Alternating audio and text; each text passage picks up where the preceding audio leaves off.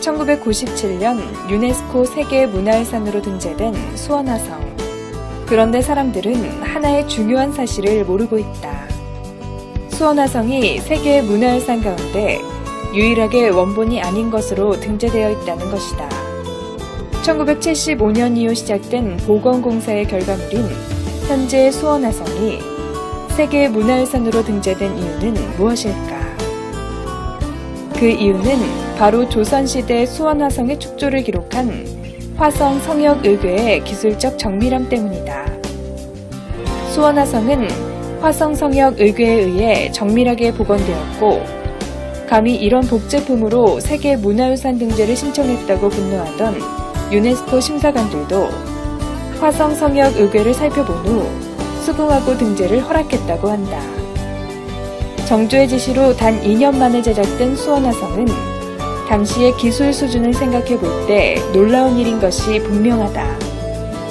특히 화성 성역의궤에 담긴 거중기는 도르래의 원리를 극한까지 이용한 것인데 중국의 것보다 무려 4배의 힘을 발휘할 수 있었다.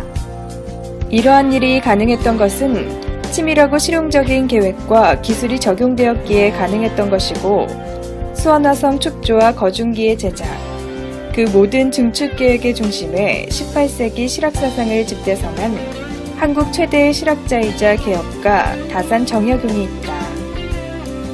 수원화성 축조를 통해 보여주었던 것처럼 다산 정약용은 개혁과 개방, 실학적 가치를 통해 부국강병을 주장했고, 시대의 문제점을 정확히 파악하여 그에 대한 개혁 방향을 제시하였다.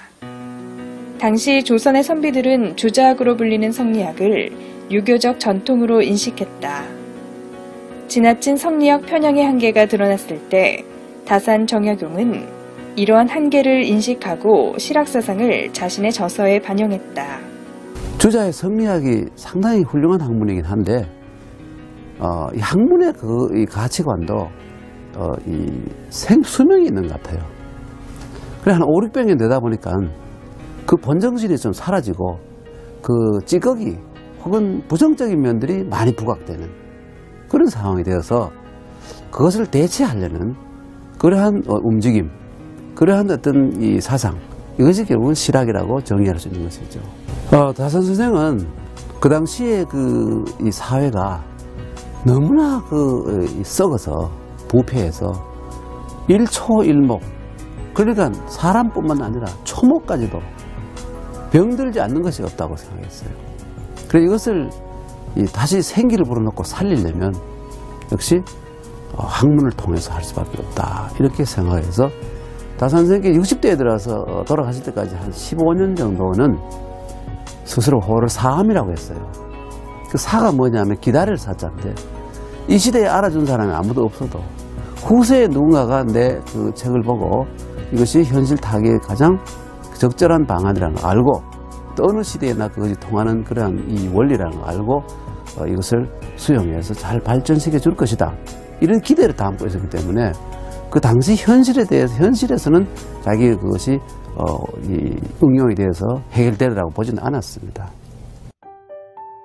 가장 큰 후견인이었던 정조가 갑자기 세상을 떠나면서 긴 유배 생활의 시련이 시작되었지만, 오히려 정약용은 학문에 몰두하여 정치기구의 전면적 개혁과 지방행정의 쇄신, 농민의 토지 균점과 노동력에 의거한 수학의 공평한 분배, 노비제의 폐기 등을 주장하였다.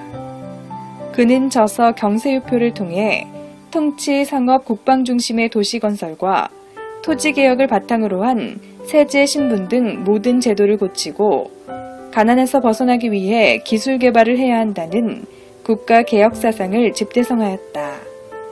또한 목민심서를 통해 목민관으로서 부패한 사회를 개혁하는 방법에 대해 역설하였다.